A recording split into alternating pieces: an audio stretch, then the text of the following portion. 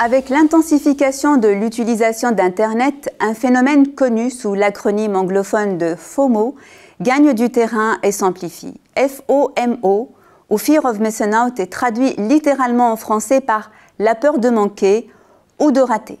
On parle également de l'angoisse d'exclusion qui correspond à une forme d'appréhension omniprésente que d'autres pourraient vivre des expériences enrichissantes dont on serait exclu, selon la définition de Przybylski-Hall 2013. On sait en effet qu'en France, le temps de connexion à Internet est en moyenne de 2h18 par jour, dont 52 minutes passées en moyenne sur les réseaux sociaux numériques. Ce temps est de 2h19 pour les 15-24 ans, sur un total de 4 heures environnement sur Internet par jour, selon une étude de Médiamétrie publiée en 2023. Il s'agit ici de moyenne. Nous avons mené récemment une étude qualitative comprenant des entretiens de recherche auprès de 120 utilisateurs des réseaux sociaux en France. Parmi nos résultats, une forte dépendance est constatée auprès d'une catégorie d'utilisateurs avec des temps de connexion de 8 à 10 heures par jour.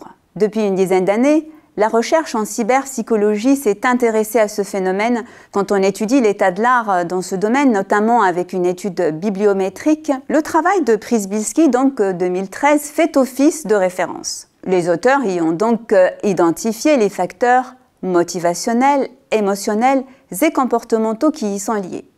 De nombreux travaux ont démontré les liens entre FOMO et comportements addictifs ou dépendants à l'outil matériel de connexion, à savoir le smartphone. Des troubles de l'attention, du sommeil, une baisse des performances scolaires peuvent être relevés chez les jeunes utilisateurs, notamment les adolescents. Des travaux plus récents ont pointé du doigt les liens très significatifs entre FOMO et usage intensif des réseaux sociaux numériques, car ces derniers cultivent certaines gratifications, notamment le besoin de rester connecté à sa communauté, observer la vie des autres, la comparer à la sienne, ruminer des sentiments de regret et d'envie, tout cela pouvant affecter la santé mentale de certains utilisateurs chez qui des états anxieux, voire même dépressifs, peuvent être observés. Pour remédier à tout cela, on recommande la déconnexion.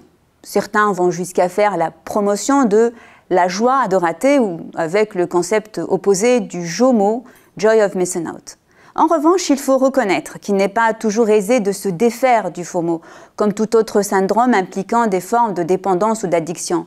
Cela peut s'expliquer par l'hypothèse dite de l'usage compensatoire d'Internet de Cardell Feltwinter 2014 ou encore par le modèle I-PACE, interaction, personne, affect, cognition, exécution d'Andreasen 2015.